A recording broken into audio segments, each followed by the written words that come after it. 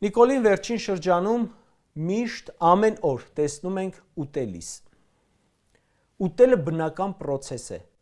Դրանով ինչ է ցույց տալիս, ինչ է ուզում ասել, որ կարողանում է ուտել, որ սոված էր, իր մրցակցային առավելությունը դա է, իր ընտրողին ցույց է տալիս, որ իր ընդունակությունը դա է, այո, ծամելու չեմպիոն է, պարտկանելու եւ ծամելու։